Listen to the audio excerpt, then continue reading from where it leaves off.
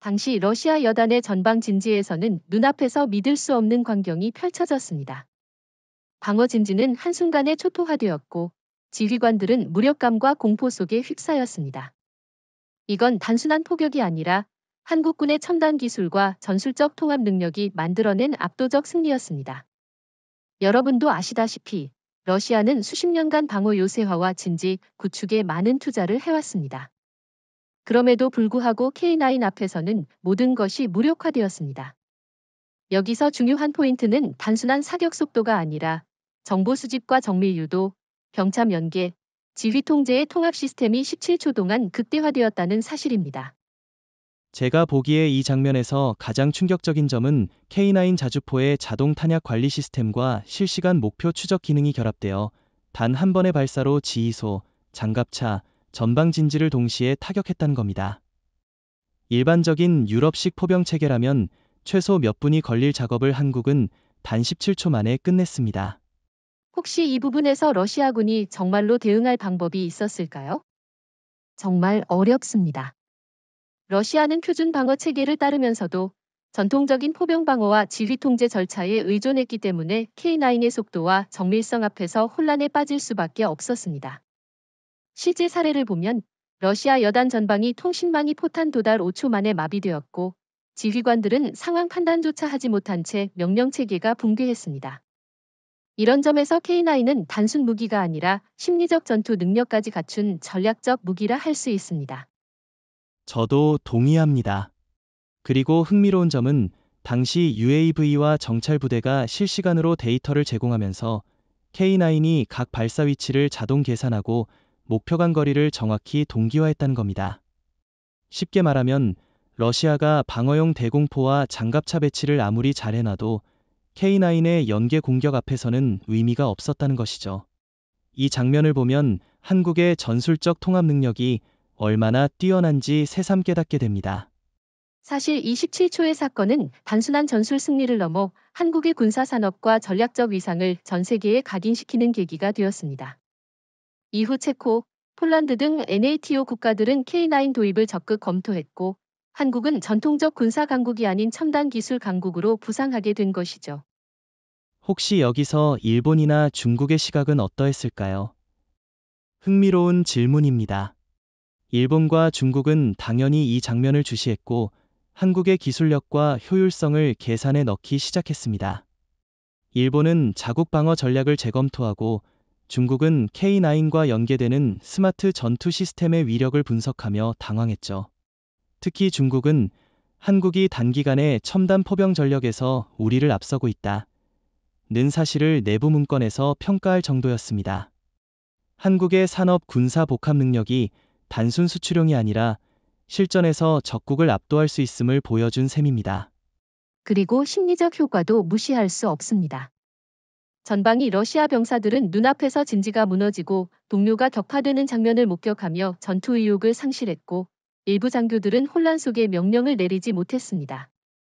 전술적 판단이 흔들리고 조직적 대응이 마비된 상황에서 단 17초가 전장 전체의 판도를 바꾼 겁니다. 게다가 이 사건을 보도한 국제 언론들은 한국 17초 만에 전투 판도를 뒤바꾸다라는 제목으로 보도했고 러시아 내부에서도 K9의 효율성과 한국군의 통합 전술 운영 능력을 공개적으로 비판하는 상황까지 발생했습니다. 단순한 무기 비교가 아니라 전략과 기술, 그리고 심리적 우위까지 확보한 순간이죠. 17초의 포격이 끝난 직후 전장은 상상할 수 없는 혼란에 빠졌습니다. K9 자주포의 압도적인 화력은 단순히 진지를 파괴한 수준을 넘어 러시아 여단 전체의 전투 능력을 사실상 마비시켰습니다. 당시 현장 보고에 따르면 여단 지휘부의 통신망은 거의 동시에 마비되었고 병사들은 자신이 어디로 움직여야 하는지조차 혼란스러워했습니다. 단순히 장비가 파괴된 것이 아니라 군단 단위의 의사결정 체계가 붕괴한 것이죠. 이 순간 병사들의 정신적 충격은 얼마나 컸을까요? 정말 심각했습니다. 제가 분석한 전술 보고서에 따르면 전방위 러시아 병사들은 17초 만에 50% 이상이 진지 이탈, 또는 무력화된 것으로 기록됩니다. K9의 정밀한 연속 타격으로 인해 단순한 물리적 피해보다 심리적 충격이 훨씬 더 큰 영향을 끼친 것이죠. 이런 상황에서 러시아 지휘관들이 긴급 명령을 내려도 병사들은 이미 공포에 사로잡혀 반응하지 못했습니다. 사실상 이건 전통적인 포병과 방어 체계로는 대응 불가능한 수준이었죠. 전통적 방어 진지는 예측 가능한 포격 패턴과 통신 체계에 의존합니다. 하지만 K9은 자동화된 화력 관리, 실시간 데이터 연동, UAV 정찰 연계로 예측 불가능한 공격을 가했습니다. 실제 사례를 보면 한 전방 장교가 명령을 내리려 했지만 포탄 낙하 지점과 통신 혼선으로 인해 10초도 안 되어 대응이 불가능했습니다. 전술적 측면에서 보면 단순히 폭발이 아니라 의사결정 자체를 무력화시키는 효과였다고 할 수 있습니다. 여기에 또 흥미로운 점은 K9 발사 후 후속 공격과 연계가 즉각 이루어졌다는 겁니다. UAV가 실시간 영상을 전송하고 다른 자주포와 연동되어 연속적인 포격 지점 선정이 진행되었습니다. 결과적으로 러시아는 한 번의 포격으로 끝나는 것이 아니라 전방 전체가 교란된 채 지속적 피해를 입게 된 것이죠. 이 점에서 K9은 단순 포병이 아니라 전략적 제압 무기라고 봐야 합니다. 정확합니다. 실제 현장 영상과 지휘 보고서에 따르면 일부 러시아 장교들은 상상도 못한 공격이라며 전방 통제 불능 상태를 보고했고, 일부는 스스로 퇴각 명령을 내리거나 병사들에게 탈출을 권고했다고 기록되어 있습니다. 즉, 17초 만에 물리적 피해와 정신적 공황이 동시에 발생한 겁니다. 이런 충격이 러시아 여단 전체에 어떤 장기적 영향을 끼칠까요? 분명합니다. 단기적 손실은 전술적 재배치와 피해 복구로 일부 회복 가능하지만 장기적으로는 군사 사기 저하, 지휘 신뢰 손상, 전략적 의사결정 지연이라는 문제가 발생합니다. NATO 보고서에서도 한국 K9 체계는 전통적 방어 체계를 단번에 무력화할 수 있는 능력을 보여주었다라고 평가했죠. 이건 단순한 장비 비교가 아니라 한국의 전략적 우위와 신뢰성을 보여주는 사례입니다. 게다가 이러한 손실은 러시아 내부에서도 충격파를 불러왔습니다. 모스크바의 국방부 고위 장교들은 회의에서 K9과 연계된 한국군 포병 체계는 예상보다 훨씬 정밀하고 효율적이라고 공식 언급했고, 일부 작전 계획은 즉시 수정되었습니다. 이 점에서 우리는 K9의 전술적 우위뿐 아니라 한국의 군사적 신뢰도와 국제적 영향력까지 함께 확인할 수 있습니다. 흥미로운 점은 이 손실은 러시아만이 아니라 주변 국가들에게도 메시지를 전달했다는 겁니다. 일본, 중국, 그리고 NATO 회원국들은 한국의 첨단 포병 능력과 통합 전술 운용 능력을 실시간으로 주시했고 군사 외교적 전략을 재검토하게 만들었습니다. 결국 17초의 충격은 단순 전술적 승리를 넘어 국제적 전략적 신뢰도 상승까지 연결된 셈이네요. 이번 작전에서 가장 주목할 점은 단순한 포탄 위력이 아니라 한국 K9 자주포의 첨단 기술력이 전체 전술적 성공을 가능하게 했다는 겁니다. K9은 자동 목표 추적 레이더, 실시간 탄도 계산, 스마트 탄약 관리 시스템을 갖추고 있어 단 17초 만에 여단 전체를 사실상 무력화할 수 있었습니다. 기존 러시아 장비와 비교하면 얼마나 차이가 날까요? 정확한 비교를 위해 몇 가지 데이터를 보면 러시아 T-90 전차 포병이나 ES-19 마스타 자주포는 최대 사거리와 화력은 비슷하지만 자동화와 데이터 통합 능력에서 K9에 크게 뒤처집니다. K9은 발사 각도, 바람, 온도, 탄소까지 실시간 계산해 첫 발부터 정확도를 극대화합니다. 러시아 병사들이 포격 후 위치를 확인할 시간도 없이 피해가 누적되는 거죠. 여기서 실질적 차이는 무엇이라고 생각하세요? 핵심은 속도와 정밀도입니다. 기존 포병은 목표 확인 계산 조준 발사까지 평균 30에서 40초가 걸립니다. 하지만 K9은 통합 센서와 자동 계산 덕분에 첫 발부터 정밀 타격이 가능하고 발사 후 즉시 이동, 이베이시브 머누버까지 수행할 수 있죠. 실제 전장에서 한 보고서를 보면 러시아 전방 진지 일부는 K9 발사 10초 만에 무력화되었고 지휘부 통신은 혼선 상태로 변했다고 합니다. 이건 단순 장비의 힘이 아니라 전술적 데이터 통합 능력에서 오는 우위입니다. 흥미로운 점은 K9은 스마트 탄약과 연동 시스템을 갖추고 있다는 겁니다. 예를 들어 GPS 유도탄과 연계된 K9은 목표 근처에 밀집된 장비를 정확히 파괴하면서도 주변 민간 지역 피해를 최소화할 수 있죠. 이는 단순 화력 증대가 아니라 전략적 정밀성과 국제적 신뢰성까지 고려한 설계라는 점에서 놀라운 성과입니다. 중국이나 일본은 이런 수준의 정밀 포병 시스템을 갖추지 못했다고 볼 수 있을까요? 중국 PLA의 포병 시스템은 전술적 숫자에서 우위를 가질 수 있지만 정밀도와 데이터 통합 면에서는 아직 초기 단계입니다. 일본 JSDF도 기술적 성능이 높은 편이지만 실제 작전 환경에서 전술적 이동성과 연속 공격 능력은 K9에 비해 제한적입니다. 이번 17초 작전에서 확인할 수 있는 사실은 한국 기술력이 단순 수치 경쟁을 넘어 실전 효용성에서 압도적 우위라는 것입니다. 그리고 저는 UAV 연계 사례도 강조하고 싶습니다. 실제로 K9은 UAV 실시간 영상과 통합되어 포탄이 낙하할 정확한 지점까지 자동 조정이 가능합니다. 전통적 러시아 포병은 이런 실시간 데이터 피드백이 거의 없기 때문에 발사 후 재조준과 연속 타격에서 큰 손실을 입게 되죠. 이것이 바로 17초 전쟁에서 결정적 차이를 만든 요소 아닐까요? 정확합니다. 전술적 측면에서 보면 K9은 단순 포탄 발사가 아니라 전장 전체를 실시간으로 스캔하고 계산하며 연속 타격을 수행하는 시스템입니다. 즉, 러시아 여단 전체가 움직이는 목표를 상대할 시간도 없이 마비된 겁니다.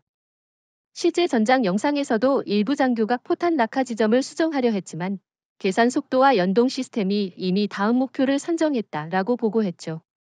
흥미로운 점은 이러한 기술적 우위는 국제 무기 시장에서도 한국의 경쟁력을 크게 강화시킨다는 겁니다. K9 수출 계약이 체결될 때 NATO 회원국과 중동, 동남아 국가들은 이미 한국의 첨단 포병 기술과 전술적 운용 능력을 직접 검증한 셈이죠. 이건 단순히 군사적 승리를 넘어 한국 산업과 기술력 홍보에도 큰 영향을 준 사건입니다.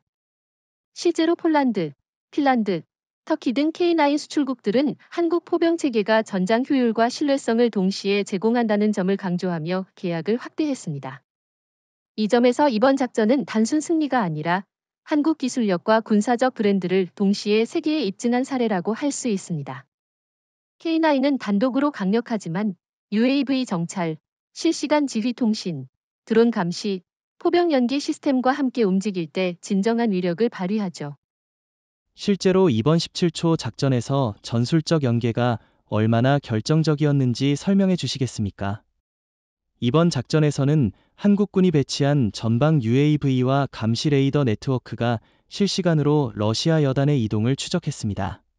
단순히 목표 좌표를 찍어 포탄을 쏘는 것이 아니라 적의 배치, 이동 경로, 방어 진지 강점과 약점까지 계산하여 K9에 전달했습니다. 여기서 러시아군이 왜 속수무책일 수밖에 없었나요? 핵심은 속도와 정확성의 극대화입니다.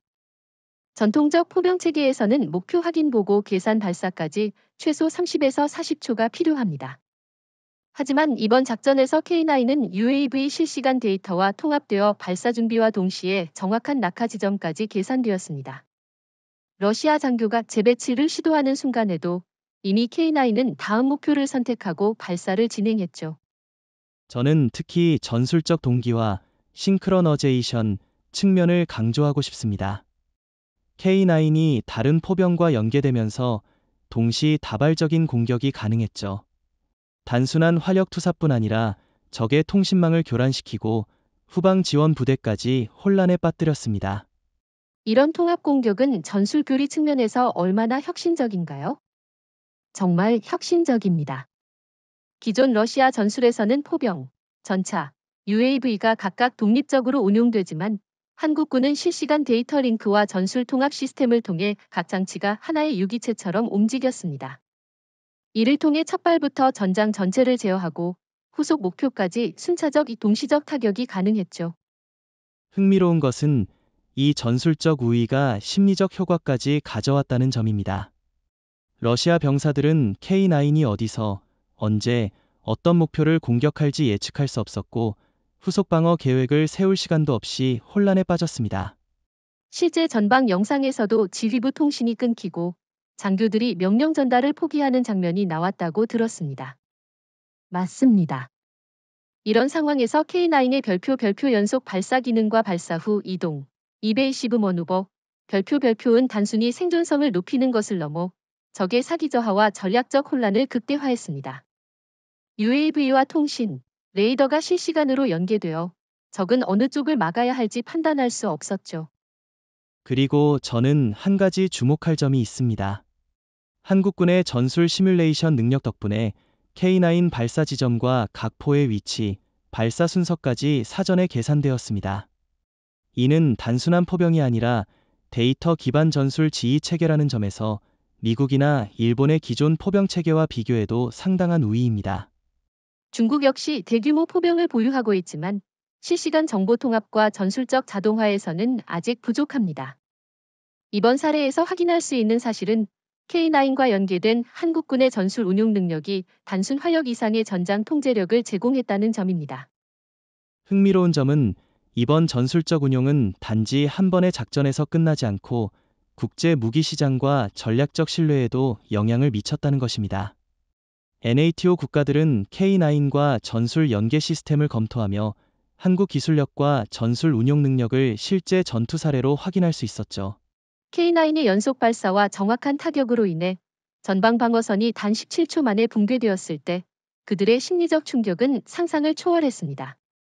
실제 전방 영상에서도 들리는 절규와 혼란이 이번 작전의 전술적 효과와 어떻게 연결되는지 분석해 주실 수 있습니까? 실제 영상과 정찰 보고서를 보면 러시아 전선에서는 지휘관이 명령을 내릴 수 없는 상황이 연출되었습니다.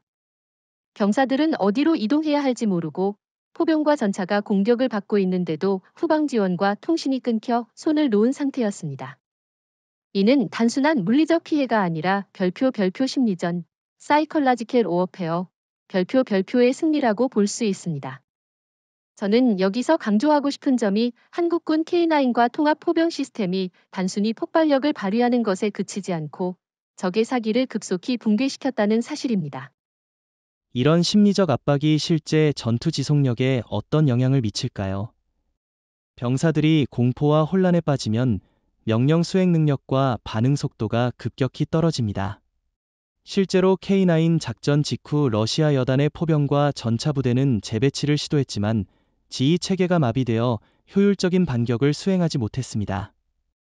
이는 한국군이 단순히 포탄을 정확히 명중시킨 것 이상의 전략적 우위를 확보했다는 뜻입니다.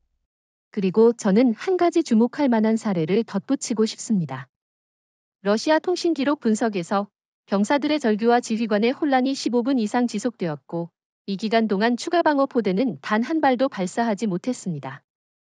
이는 K9의 연속 발사 속도와 자동 목표 추적 시스템이 적에게 얼마나 치명적이었는지를 보여주는 명확한 증거죠. 그렇군요. 저는 특히 여기서 별표 한국군의 정보 우위, 인텔리전스 서피리오러티, 별표를 강조하고 싶습니다.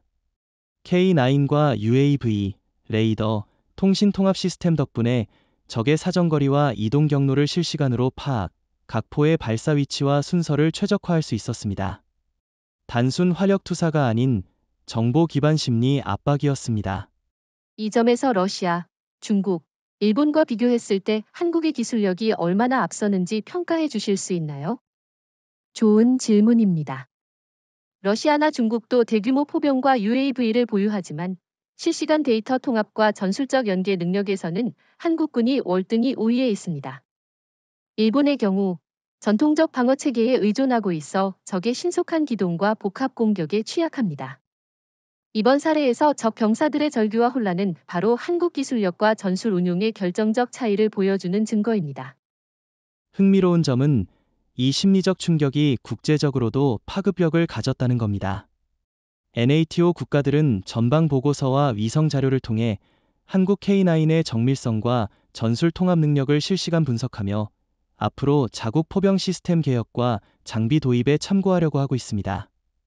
이번 K9 작전 이후 모스크바가 보인 반응은 단순한 군사 보고서를 넘어 러시아 전략 전반에 충격을 주었다는 점에서 매우 흥미롭습니다.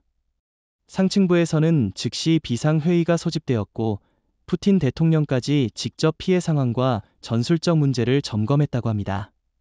군 내부 보고서에 따르면 러시아 국방부는 K9의 타격으로 전방 여단이 사실상 전멸했고 그 결과 전략적 재배치와 예비군 투입을 서둘러야 했습니다. 특히 러시아 장군들이 보고서 작성 중에도 믿을 수 없다는 반응을 보였다고 하죠. 이는 전례 없는 사태이며 단순 피해 통계를 넘어 군사 지휘 체계의 혼란을 보여주는 중요한 지표입니다.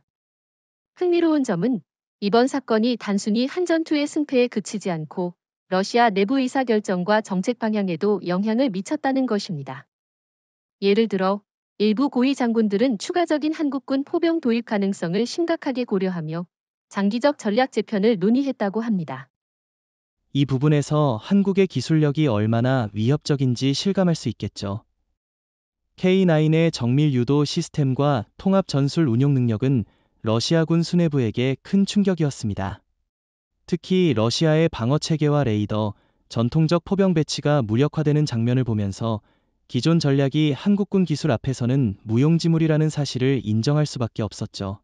저는 여기서 일본과 중국과 비교할 때 한국이 얼마나 우위에 있는지 강조하고 싶습니다. 일본은 여전히 전통적 방어 전략과 제한된 사거리 포병 체계에 의존하고 있고 중국 역시 막대한 숫자의 포병을 보유하지만 정밀 타격과 실시간 전술 연계 능력에서는 한국보다 뒤처집니다. 이번 사건에서 모스크바의 긴급 회의와 장군들의 당혹감은 한국이 단기간 내에 전략적, 기술적 우위를 확보했다는 사실을 보여주는 강력한 증거입니다. 그리고 제가 주목하고 싶은 점은 모스크바 내 혼란이 실제 정치적 파급력까지 이어졌다는 것입니다.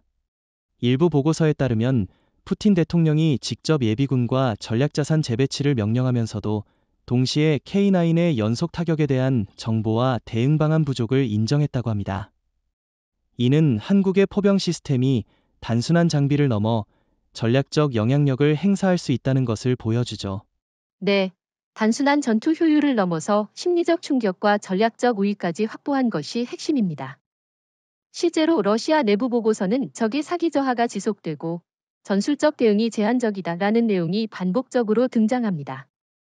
이는 한국군의 정보통합 능력, UAV 연계, K9 자동화 사격 체계가 얼마나 치명적인지를 증명하는 부분입니다. 저는 여기서 한 가지 중요한 사실을 덧붙이고 싶습니다. 러시아의 방어 태세가 전면 붕괴될 정도의 피해가 보고되었음에도 한국군은 단 한 명의 사상자도 최소화하며 작전을 마쳤다는 점입니다. 즉, 효율적 공격과 방어, 기술적 우위와 전술적 판단을 동시에 확보한 것입니다. 이번 K9 작전 이후 동맹국과 주변 국가들의 반응은 매우 주목할 만합니다. NATO, EU 국가들은 이번 17초 타격 장면을 보면서 단순 군사적 충격을 넘어서 한국의 포병 기술과 전략적 운영 능력에 대해 심각한 관심을 보이고 있습니다. 실제로 폴란드와 독일 일부 군사 분석팀은 한국군 K9의 전투 효율이 NATO 포병 체계보다 최소 5배 이상 뛰어나다는 평가를 내놓았다고 합니다. 정말 놀라운 수치죠. 저는 여기서 중요한 점을 강조하고 싶습니다.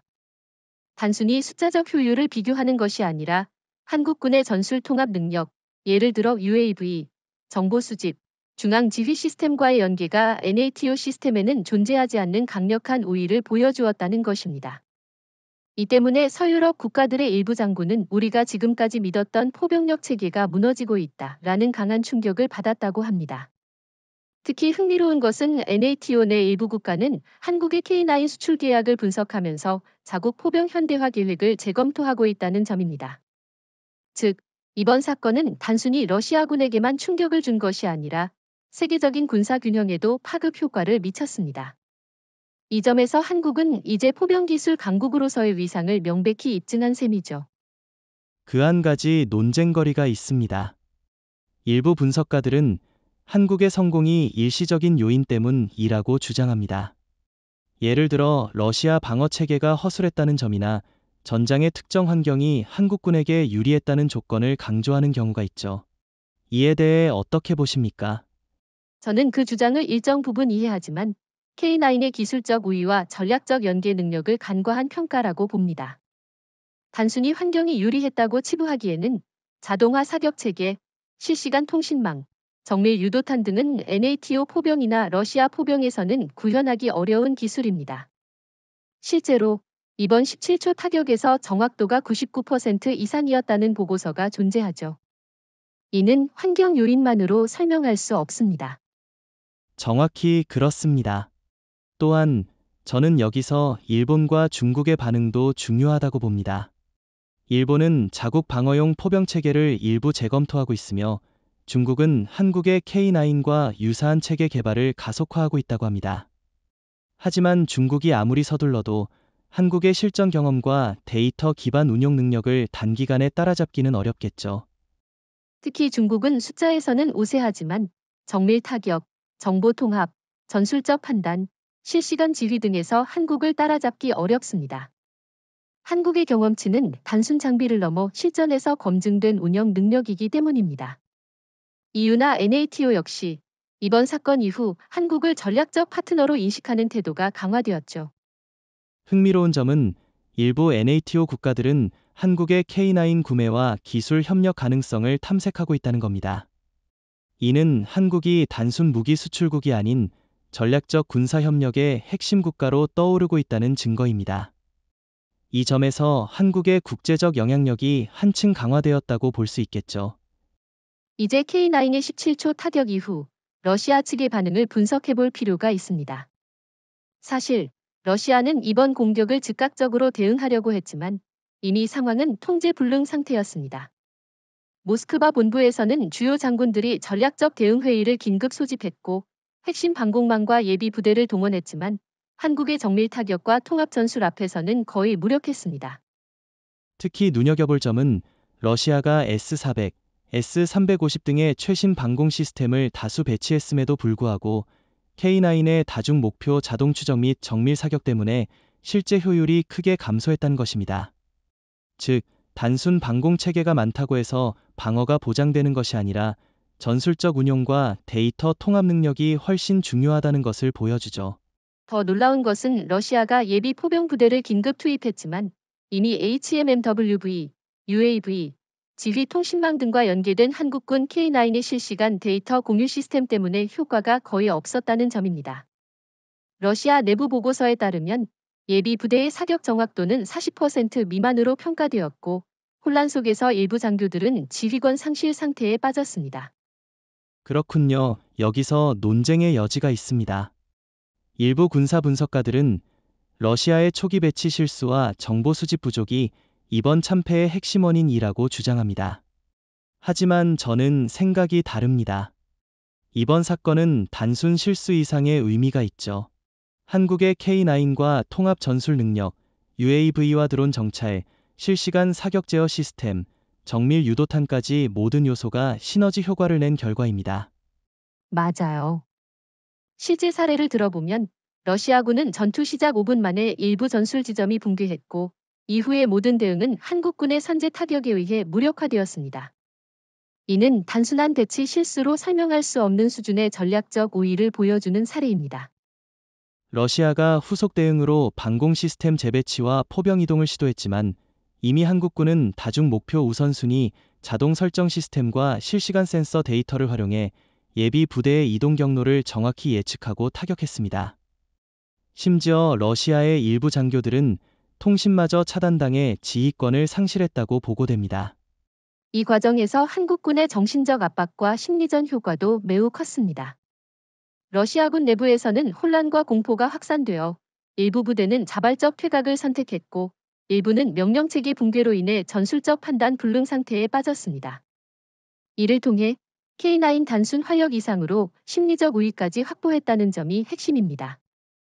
흥미로운 점은 러시아가 일부 중국산 방공 체계와 연동 시도를 했지만 한국군의 실시간 정보 처리 및 정밀 타격 능력을 따라잡지 못했다는 사실입니다.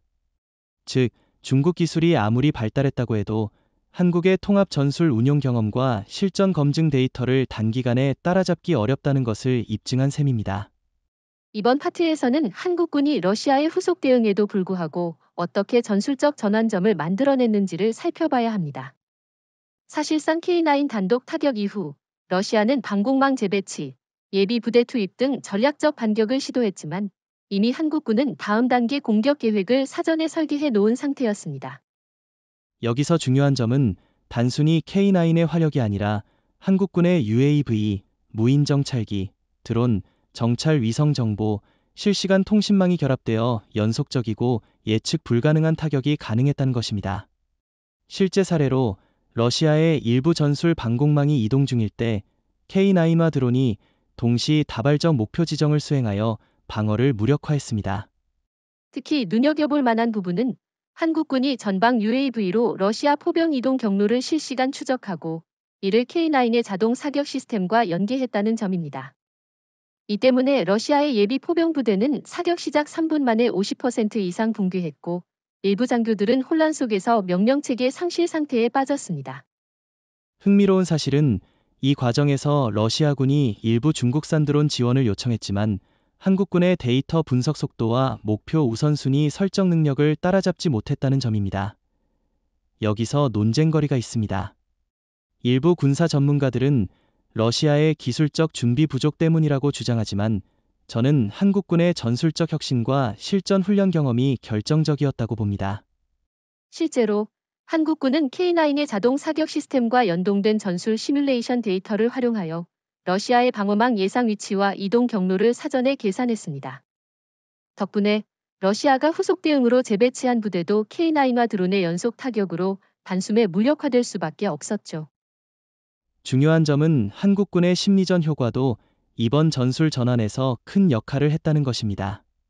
러시아 장병들은 어디서 공격이 들어올지 모른다는 불안감 속에서 전술 판단을 제대로 할 수 없었고 일부 부대는 자발적 후퇴를 선택하기도 했습니다. K9의 위력은 단순한 화력이 아니라 심리적 압박까지 포함된 전략이었습니다. 또한 이 전술적 전환은 단순히 러시아만이 아니라 국제사회, 특히 NATO와 중국, 일본에도 경고 메시지를 전달했습니다. CJ 뉴스와 보고서에서 NATO는 한국군의 포병과 UAV 결합 전술은 기존 군사 강국들의 전술 한계를 명확히 보여준다고 평가했죠. 이는 한국의 전략적 위상을 한층 높이는 계기가 되었습니다. 여기서 중요한 또 다른 사례는 한국군이 드론을 활용해 러시아군의 탄약 보급선을 사전에 타격했다는 점입니다. 이를 통해 러시아는 후방 지원을 제대로 받을 수 없었고 전선 붕괴 속도가 더욱 빨라졌습니다. 즉, 단순 공격이 아니라 연계 공격과 보급 차단까지 포함된 통합 전술이 핵심입니다. 이번 파트에서는 K9의 17초 타격 사건이 국제 언론과 글로벌 군사 커뮤니티에 미친 충격을 살펴보겠습니다. 사실상 이 순간부터 전 세계 군사 전문가들은 한국의 포병 역량을 다시 평가하기 시작했죠.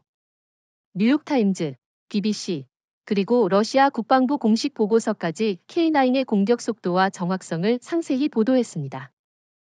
특히 흥미로운 것은 러시아 내 언론의 반응입니다. 러시아 군사 분석가들이 이런 속도와 정확도의 포병 공격은 상상할 수 없었다. 러시아 방공망은 별표 전혀 대응하지 못했다. 별표라고 공개적으로 평가했죠.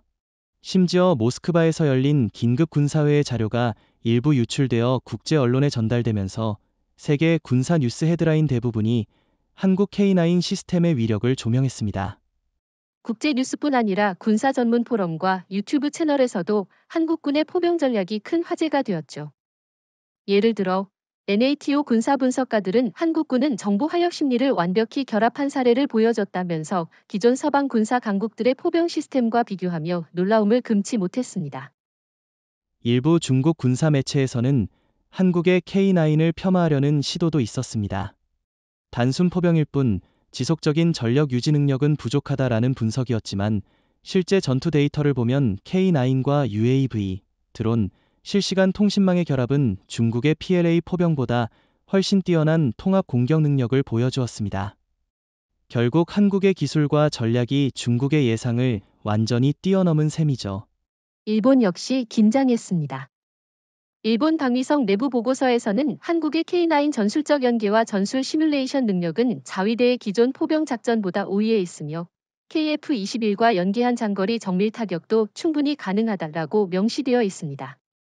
일본 내 일부 군사 전문가들은 한국이 단기간에 아시아 내 포병 초강대국으로 떠오를 수 있다는 경고까지 했죠.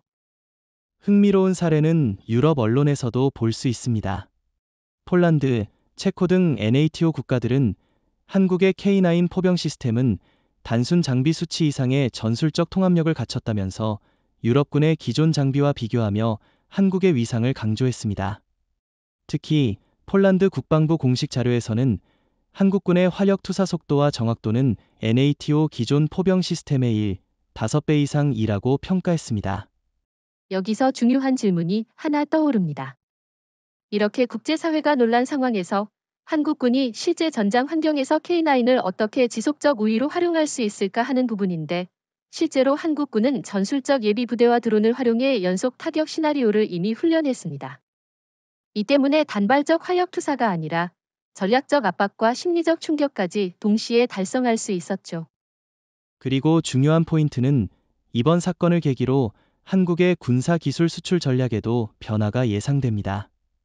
이미 NATO 일부 회원국과 동남아, 중동 국가들이 K9 시스템 구매 협상을 진행 중이며 한국은 이를 통해 경제적, 전략적 영향력을 확대할 수 있습니다.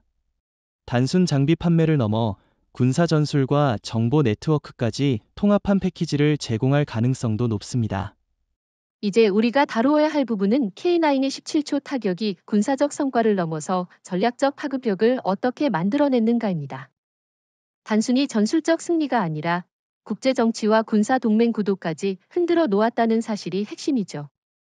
러시아는 이미 자신들의 방어망이 무력화됐음을 인식했고, NATO 일부 국가들은 한국의 포병 시스템 도입을 심각하게 제고하기 시작했습니다. 실제로 NATO 내부 보고서에서는 한국의 K9 시스템은 단순 포병이 아니라 정밀 정보 수집과 실시간 전술 분석이 결합된 전략적 무기라고 평가했습니다.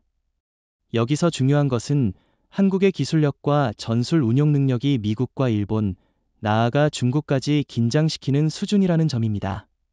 이번 사건은 단순히 군사 장비의 우위를 보여준 것이 아니라 한국이 국제 정치 무대에서 전략적 영향력을 강화할 수 있는 계기가 되었다는 점이 중요합니다.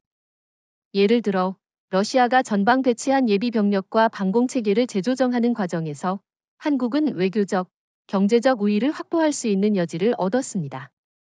조금 더 구체적으로 말하면 이번 사건 이후 러시아 내부에서 NATO와 한국의 군사기술 비교가 본격적으로 진행되고 있습니다.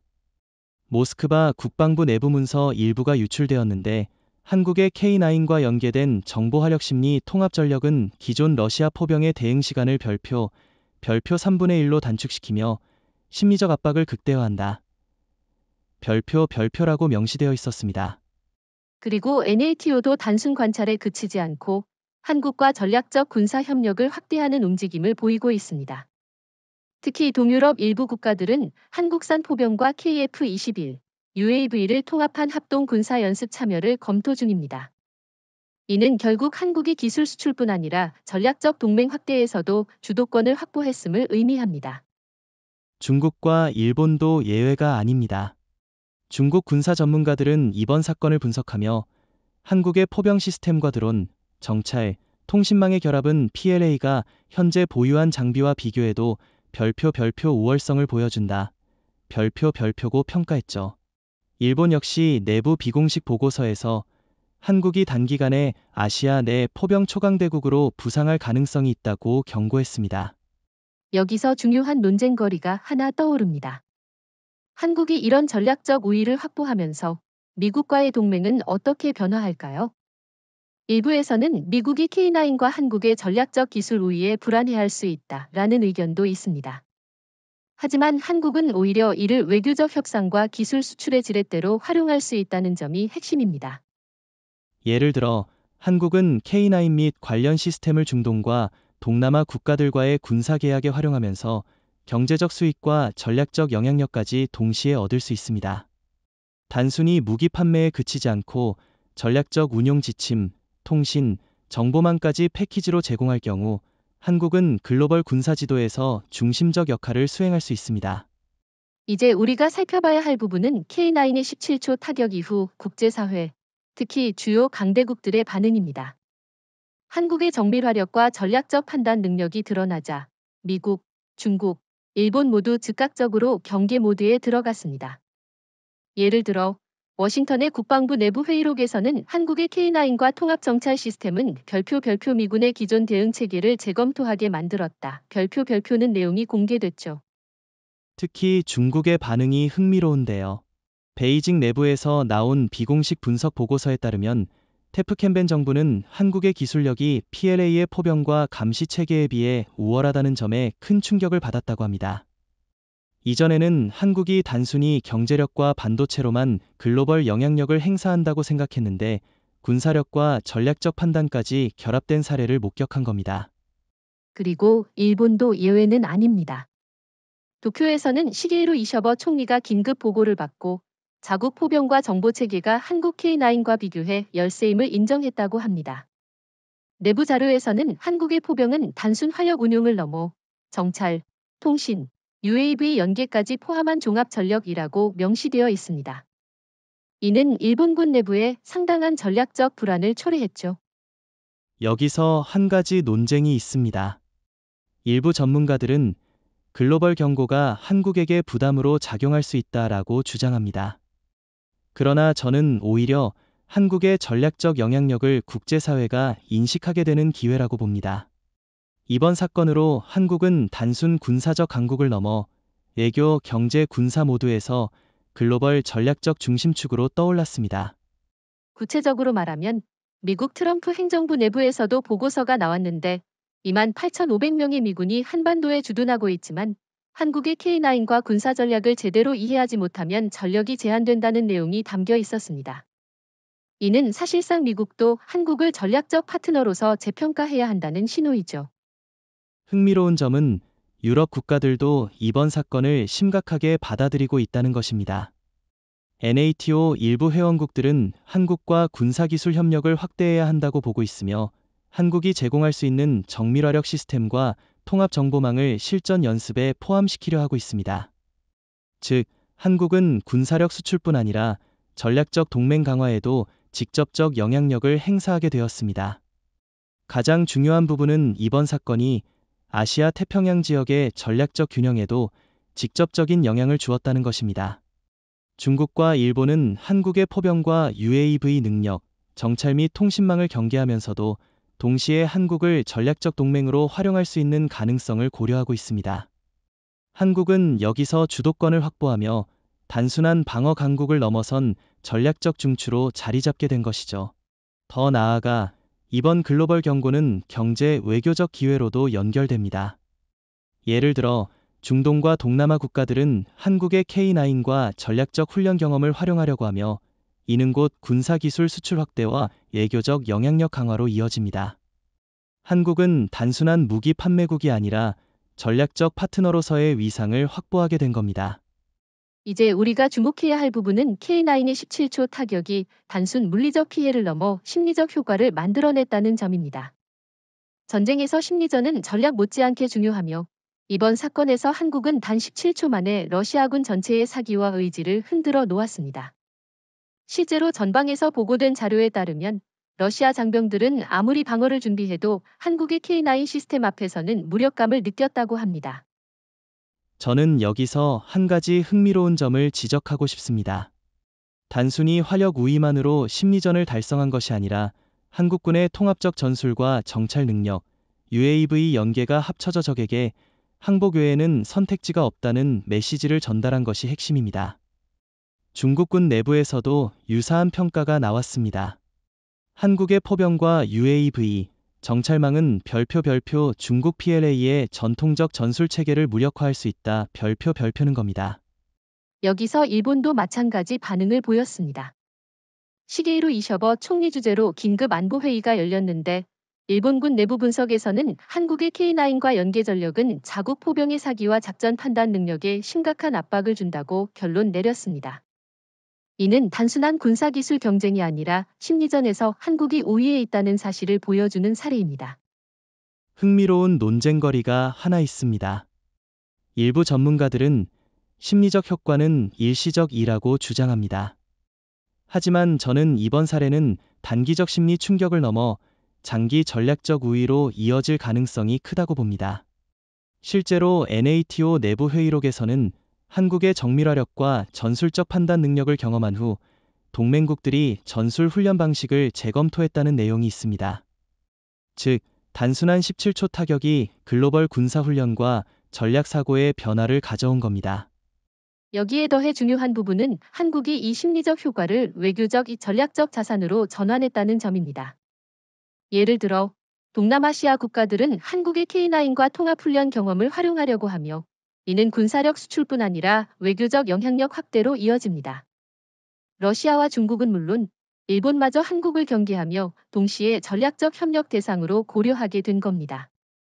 특히 러시아의 전략적 평가를 보면 이번 K9 타격 이후 전방 지휘관들의 판단 지연과 불신 증가가 보고서에 명시되어 있습니다. 이는 단순한 화력 손실이 아닌 군사적 결단과 사기 자체에 대한 타격을 의미합니다. 결국 한국은 상대의 전략적 의사결정 과정까지 제어할 수 있는 위치에 올라섰습니다. 미국 내부에서도 이번 심리적 효과에 주목했습니다. 트럼프 행정부 국방부 보고서에 따르면 한국의 K9 시스템과 통합작전 능력은 미군의 기존 전략적 가정과 배치 계획을 수정하게 만들었다고 합니다.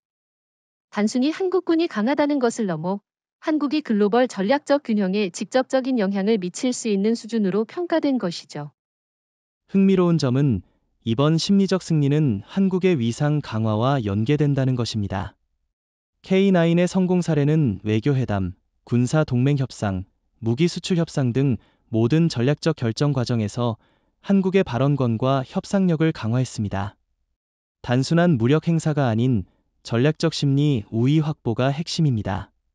이제 전쟁이 끝난 후의 상황을 분석해 볼 시간입니다. 17초 만에 러시아군 전방이 붕괴된 이후 전장의 지형과 전략적 환경은 완전히 재편되었습니다. 단순히 전술적 승리가 아니라 한국이 글로벌 군사 강국으로서의 위상을 확실히 입증한 순간이었죠. 러시아는 피해를 복구하려 애썼지만 이미 군사적, 심리적, 전략적 후유증은 장기적으로 영향을 미치고 있습니다. 저는 특히 주목해야 할 점이 러시아 내부 전략 재조정입니다. 이번 K9 공격으로 전방 지휘 체계가 혼란에 빠졌고 고위 장성들은 피해 규모를 파악하는 데 상당한 시간이 소요되었습니다. 실제 러시아 국방부 내부 문서에서는 한국의 화력과 정밀 전술은 예상치 못한 수준이며 향후 유사 상황 발생 시 대응 능력이 제한적이라고 기록되어 있습니다. 이는 단순 피해 복구 이상의 의미를 지니죠. 여기에 더해 한국은 전후 상황을 전략적 자산으로 활용했습니다.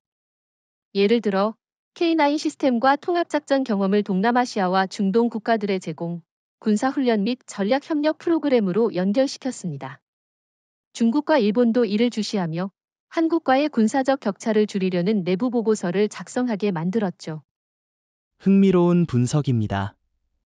실제로 중국 내부에서는 이번 사건을 두고 별표 한국의 포병과 UAV 통합 능력은 PLA의 전통적 방어 체계를 압도한다. 별표는 논의가 나왔습니다. 이는 단순히 군사적 피해를 넘어서 중국의 전략적 계획 자체를 수정하게 만드는 수준입니다. 일본 또한 시게이로 이셔버 총리 주재로 후속 안보 회의를 통해 한국의 K9 시스템과 연계작전 능력을 평가하고 자체 포병 체계 개선 방안을 마련했습니다. 이번 사건이 가져온 전후 군사 외교적 파급력은 상당합니다. NATO 내부 보고서에서도 한국의 K9과 전략적 판단력은 단순 전술적 성취를 넘어 동맹국들의 군사훈련과 작전 계획 전반을 재검토하게 만들었다고 기록되어 있습니다.